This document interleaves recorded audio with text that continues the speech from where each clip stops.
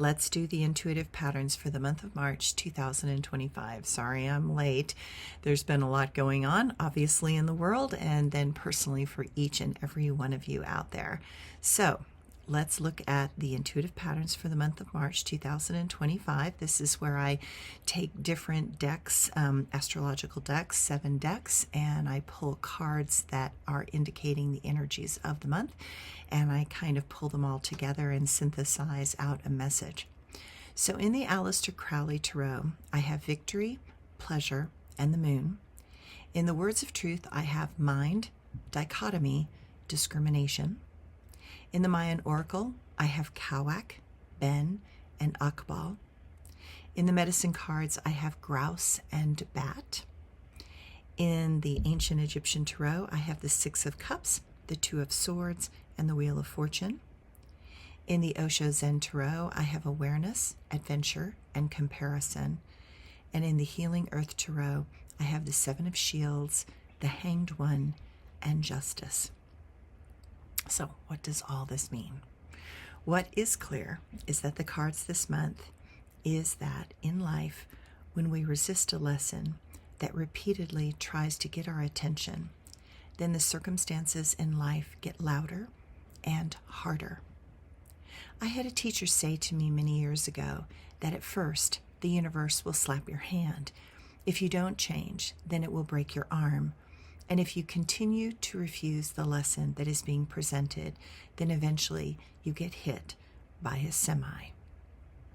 Life seems to be heading in the direction of the semi at the moment. But after reading the book, The Fourth Turning is Here by Neil Howe in 2023, I learned to understand that there are just these natural cycles that all civilizations will go through. It was clear to me in 2023 that we were in the fourth turning, and that it did not matter what anyone would try to do, because the lessons in life are here for all of us to go through, whether we like them or not. What is clear is that these cards this month reflect that we will need to go into the darkness to retrieve the light.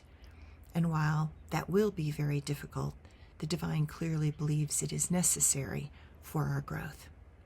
That is why this month it is about embracing the bad, because this is the only thing that will pierce the veils of shadow and darkness that so many have adopted.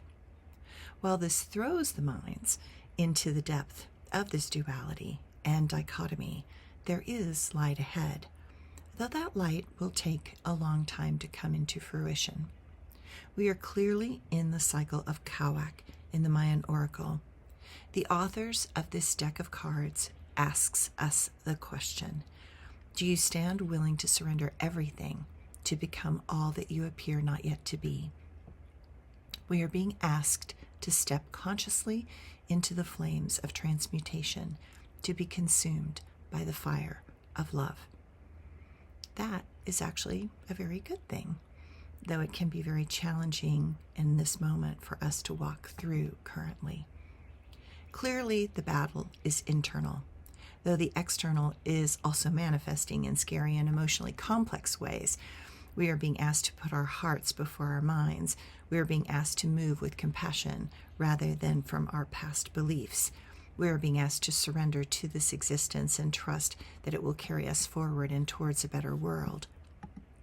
What is clear is that the answers are not in the mind. Trying to make sense out of it will only lead to more suffering. We will be asked to give things up in order to discover the true essence of peace.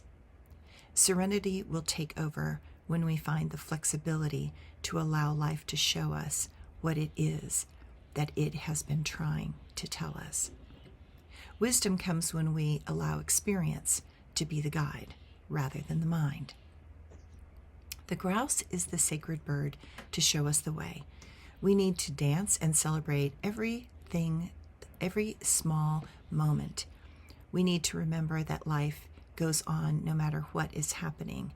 We need to recognize that we are a part of a much bigger picture, and while we have our considerations and concerns, we are being stripped down to learn to appreciate the small things that allowed us to be closer to each other and to nature.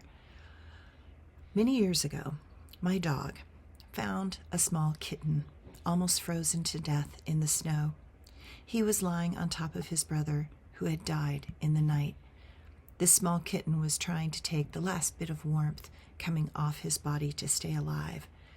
The previous evening, I had been initiated into the Mayan archetype, Akbal. This is the archetype that is about learning to embrace the enclosing darkness. It is in the darkness and the dream time that we learn to move into the void of pain and discomfort, because it is the doorway to the great mystery and where your potential is waiting for you to be ready and to fully open to its message and magic. I rescued that kitten and named it Akbal. While I rescued him with my heart and compassion, he rescued me from the perfectionistic reality that I was ensnared by. He gave me the love that was pure and unconditional, and I found that through him, I rediscovered my own heart and depth. That is the journey that March is asking from each of us. I point out to you that you too have been through such moments and survived and became even better. Do not fear the harshness of this world. Learn to embrace each moment and rediscover the mystery that is now ready to be born. Thanks, everyone.